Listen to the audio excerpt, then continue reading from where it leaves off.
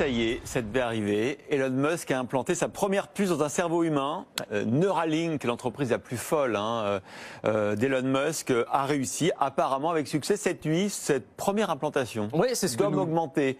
C'est ça, c'est exactement ça, et c'est ce que dit Elon Musk dans une série de tweets. Je le cite, le premier humain a reçu un implant Neuralink hier, il se remet bien.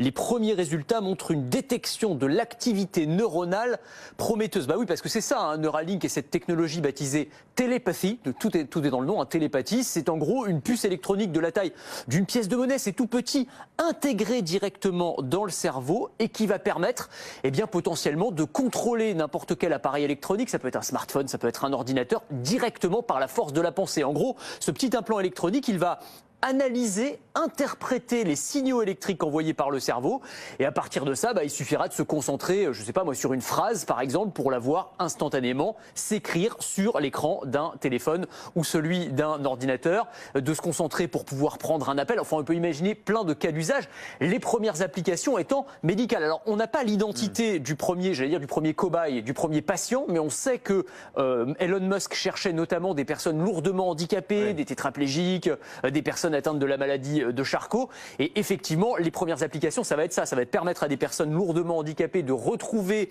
la possibilité de communiquer plus facilement et même, pourquoi pas, demain, de retrouver une liberté de mouvement puisqu'on pourrait aussi connecter ces puces électroniques à un exosquelette, par exemple. Alors, c'est vertigineux. Évidemment, sur le plan médical, c'est formidable. Mais Elon Musk ne s'en cache pas.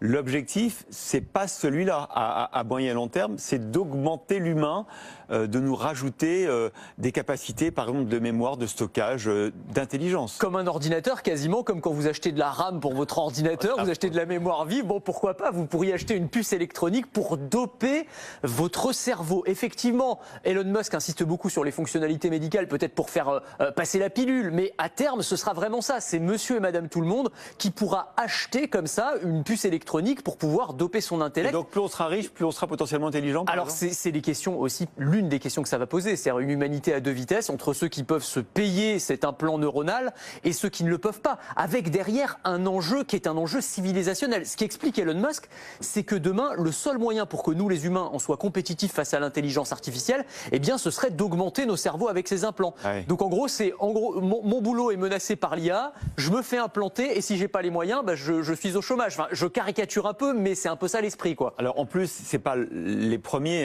Neuralink a implanté des puces, vous en aviez parlé, ce qui veut dire que là, ça y est, après toutes ces spéculations, on passe à une sorte de phase industrielle. Oui, absolument, et vous avez raison de dire qu'on a notamment des Français qui sont assez en pointe, on peut penser au CEA, Clinatech aussi, basé du côté de Grenoble, qui fait des exosquelettes pilotés par la pensée, donc énorme espoir évidemment et très gros potentiel. Mais oui, Musk va encore plus loin, c'est-à-dire que lui, il imagine déjà qu'on va avoir des cliniques Neuralink où on pourra aller se faire implanter en 15 minutes chrono, c'est un robot qui fera ça de manière complètement autonome.